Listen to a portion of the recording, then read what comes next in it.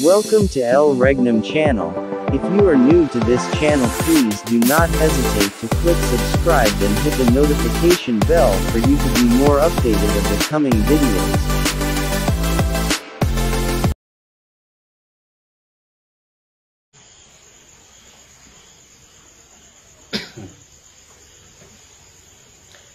Okay, so maraming salamat friends. So isang mapagpalang oras po sa ating lahat mula Luzon, Visayas, and Mindanao. So live po tayo ngayon sa The Kingdom of God, Region 2, Province of Quirino, dito po sa bayan ng Madela, sa bahay po ng ating kapatid Reyna Merlita Baltasar. So bago po kami magpatuloy, isang pasasalamat at pagpupuri sa aming mahal na dakilang guro, ang aming Supreme Founder of the Kingdom of God, His Majesty Supreme King Philemon Ondo Priambulanza. At sa aming mga 5 spiritual mothers, 12 tribes, 12 apostoles, sa lahat ng mga board of directors mula Region 1 hanggang Region 12, na kinabibilangan po ng aming Regional Director ng Region 2, Hari Edgar Palor Ligutom. Kasama po ang kanyang Reyna Ros Padillo Ligutom. So isang mapagpalang oras po, Hari at Reyna. At sa lahat po ng mga 70 prophets, mula Region 1 hanggang Region 12, sa lahat ng mga municipal leaders, barangay leaders down to Puro, at sa mga lahat ng royal family ng Riambulanza, magandang gabi po sa inyong lahat. At sa mga kapatid po natin dyan sa ibang bansa, ang aking ina, si Reyna Shirley del Rosario at si Prinsesa Claribel Baltasar. Sa mga kapatid po natin dyan sa Santiago City, sa Barangay Tagasikan. So, andyan sila Hari Romel Tadya, Hari Redentor Domingo, Hari Gino Tolentino, at yung mga reyna po natin dyan, si Reyna Marites Saldivar at si Reyna Gloria de Leon. Yan, sa kapatid po natin dyan sa Nagtipunan Quirino, Hari Raul Digaw. So pagpalang oras po dyan, Hari, at sa iyong buong pamilya. At sa mga kapatid po natin dyan sa Cabarugis Quirino, si Reyna Rosalia Toginayo at si Reyna Marina Ancibi. So isang magandang gabi po sa ating lahat.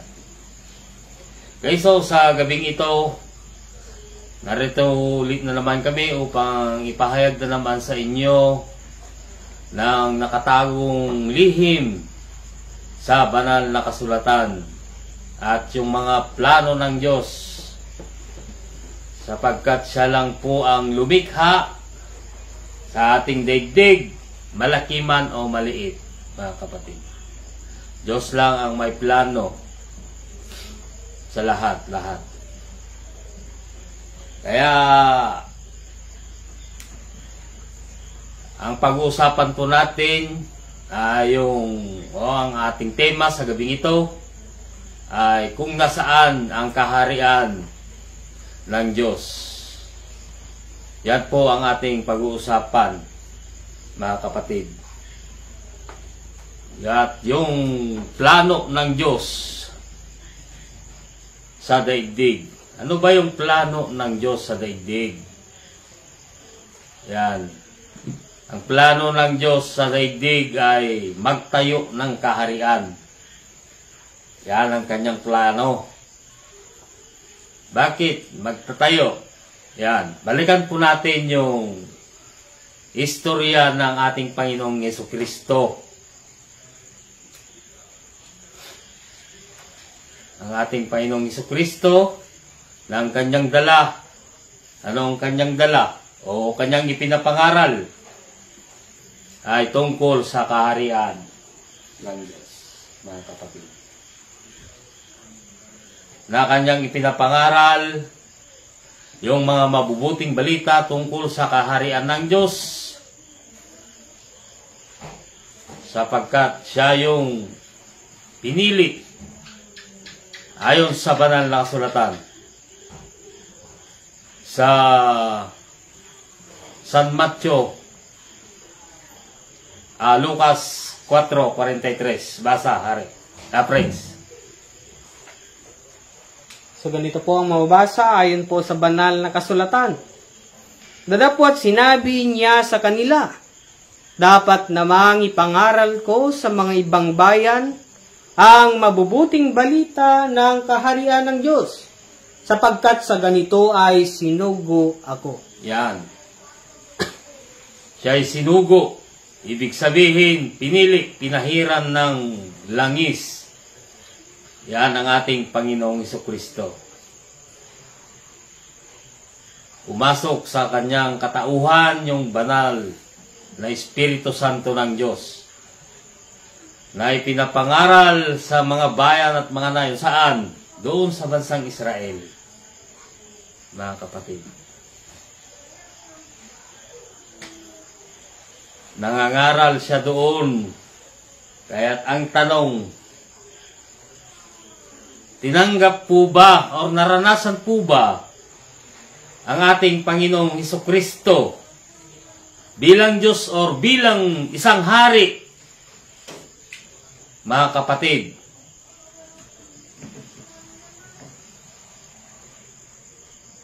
doon sa bansang Israel. So, hindi po siya tinanggap ng mga tao. Bagkus ano ang kanilang ginawa, siya ay hinuli, linitis at higit sa lahat, kanilang ipinako sa krus. Ang ating Panginoong Hesukristo, mga kapatid.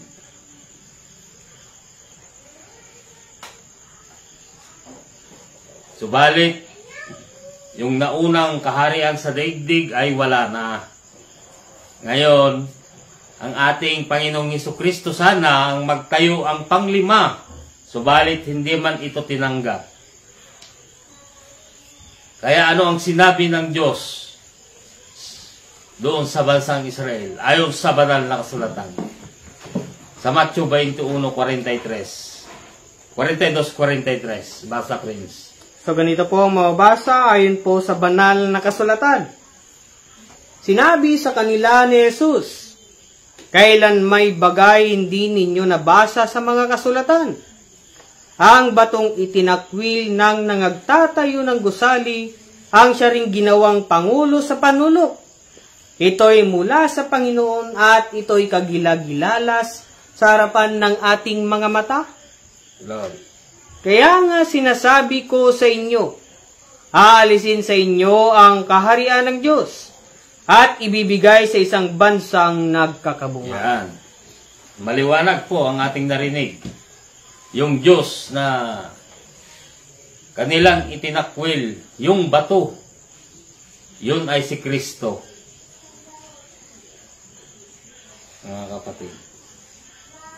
Kaya sinabi ng Diyos, aalisin sa inyo ang kaharian at ibibigay sa isang bansa. Mga kapatid. Bansa ang sinabi ng Diyos.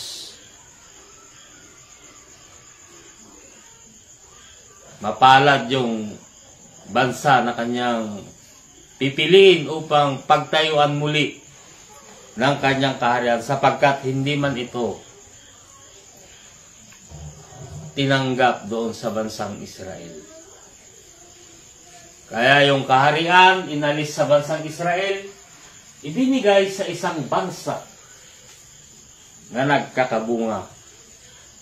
Maliwanag po bansa, wala po dyan sa taas, mga kapatid. Yan po ang sinabi ng Diyos, aalisin. Saan niya ito ibibigay? Kaya mapalad yung bansa na pagtatayuan muli ng kanyang kaharian. Kaya sa gabing ito, papatunayan ko sa inyo na dito nga talaga sa bansang Pilipinas ang siyang kaharian ng Diyos ayon sa banal na kasulatan na mababasa po natin sa Isaias 2:4. Basa, friends. So ganito po ang mababasa ayon po sa banal na kasulatan. At siya'y hahatol sa gitna ng mga bansa, at sasaway sa maraming tao, at kanilang pupukpukin ang kanilang mga tabak, upang maging mga sudsod, at ang kanilang mga sibat ay maging mga karit. Ang bansa ay hindi magtataas ng tabak laban sa bansa, o mga gaaral pa man sila ng pakikipagdigma. Yan. Yun po ang nabasa sa banal na kasulatan, ang tabak, sudsod, sibat, at karit. Yan po ay talinhagang salita ng Diyos sa banal na kasulatan. Kung nasaan ang kaharian ng Diyos, mga kapatid. Sapagkat ang kaharian ng Diyos inalis sa bansang Israel, ibinigay sa isang bansa nga nagkakabunga. Mga kapatid, kung ating babalikan sa panahon kung saan ang taong 1935, ang tanong, sino po ang naging presidente natin sa taong 1935? So wala pong iba ang ating dating Pangulong Manuel Quezon. Si Manuel Quezon ay nagtatag ng batas.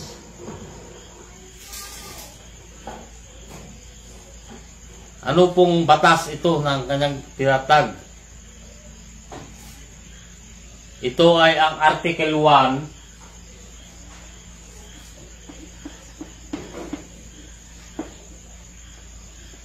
Section 4. Nang ibig sabihin, ang bansa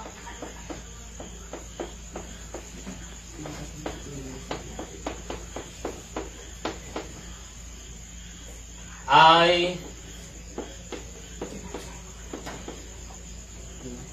hindi laban sa mga bansa. Yan po ang nakasaad sa artikulong yan na itinatag ng ating Pangulong Manuel Quezon, mga kapatid. So, lumipas po ang 35 years. Kung ating idagdag sa taong 1935, bakit itong 35 years? Kasi lumipas yung siyam ng mga presidente. 35 years. Kaya ang sukat ay 1970. Mga kapatid. Sa taong 1970, ang tanong, sino ang naging president po natin yan? Sa taong 1970. So, walang iba ang ating dating Pangulong Ferdinand Marcos. Yan. Yan po ang ating president noong 1970.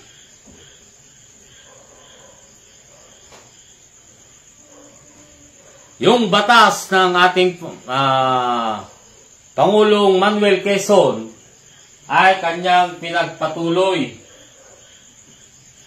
Subalit, kanya itong rinevise sa Article 2, Section 3. Mga kapatid, na ang ibig sabihin, ang bansang Pilipinas ay hindi laban sa mga bansa. Ang tanong, natupad po ba? Mga kapatid, natupad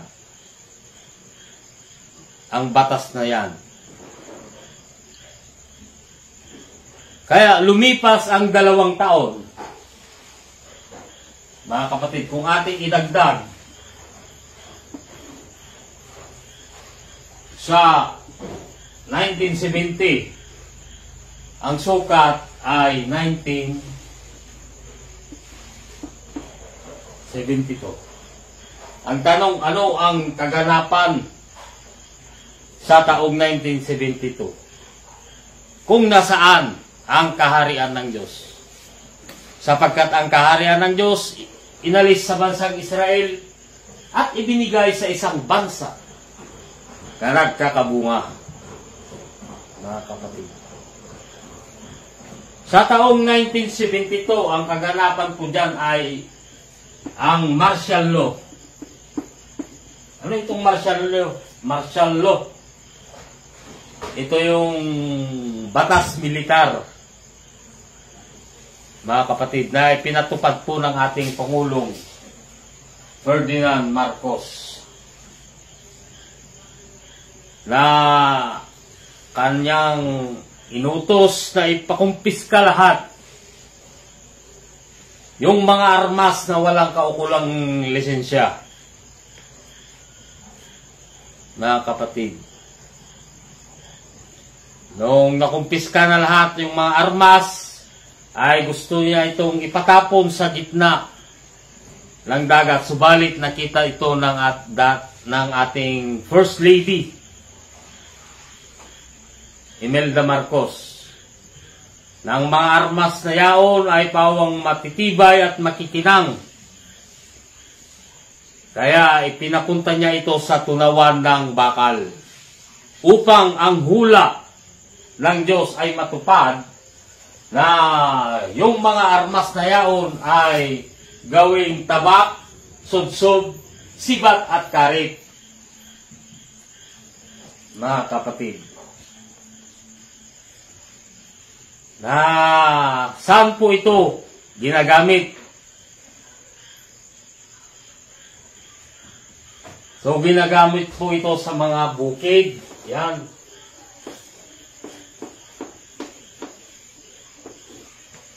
Na magpasa hanggang ngayon, ay ginagamit pa rin ng ating mga farmers. Kung nasaan ang kaharian ng Diyos, na inalis sa bansang Israel, ibinigay sa isang bansa na nagkakabunga. Mga kapatid, kaya ang tanong, saan ito naganap?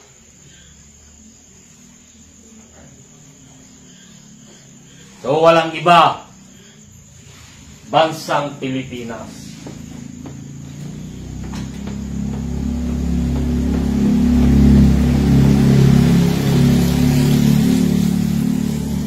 Nasaan ang kaharian ng Diyos? So, hindi po ako matatakot na ipinagpagsigawan sa buong mundo na ang bansang Pilipinas ay siyang kaharian ng Diyos. Ito yung bansa na tinukoy ng Diyos sa banal na kasulatan, bansang nagkakabunga. Sa taong 1523. Yan. Nagkabunga sa taong 1523. Philippines is a Christian country. Yan ang tinukoy ng Diyos. na pagtatayuan muli ng Diyos ang kanyang kaharian. Ito na yung panglima na kaharian sa daigdig. Wala nang kasunod, mga kapatid. Bansang nagkakabunga. Sapagkat hindi man ito tinanggap, buti na lang hindi tinanggap sa bansang Israel.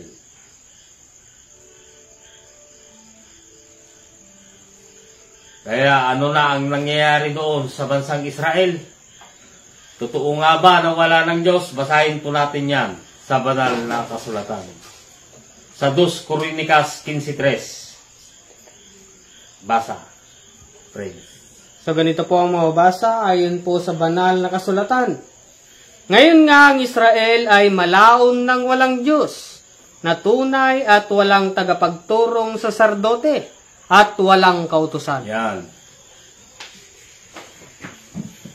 Wala nang Diyos na tunay. Wala nang tagapagturong saserdote, at higit sa lahat, wala nang kautusan. Kaya tignan po natin ang nangyayari doon sa bansang Israel. Puro digmaan.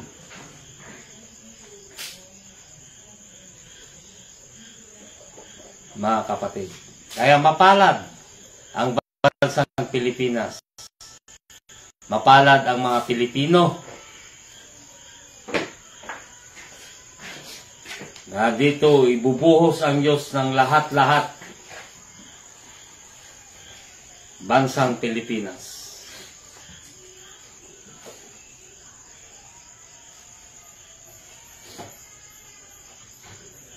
Dito muli itayo ang Diyos ng kanyang kaharian. So ito po ang aking tinalakay sa gabing ito. Maraming salamat sa lahat ng taga-subaybay at tagapakinig ng programa po ng aming mahal na dakilang guro, ang aming Supreme Founder of the Kingdom of God, mahal na rin Ilimon Ondok, Riyang Bonanza. So, subaybayan nyo lang po ang aming pagla-live sa araw po ng Miyerkules at araw ng Linggo. So, higit po akong nagpapasalamat sa aming mahal na dakilang guro, ang aming Supreme Founder of the Kingdom of God, His Majesty, Supreme King Philemon Ondok, Riyang Bonanza. At sa aming Regional Director ng Region 2, Hari Edgar Palor Ligutom, at kasama po ang kanyang Reyna Ros Padillo Ligutom, at sa Regional Director ng Region 9, yan, si Hari Felix Proceso, na laging nanonood po sa atin. Yan. So, magandang gabi po sa inyong lahat. Ako po ang inyong lingkod, Hari Gerson del Rosario. Maraming salamat. Hanggang sa muli. Magandang gabi po sa ating lahat.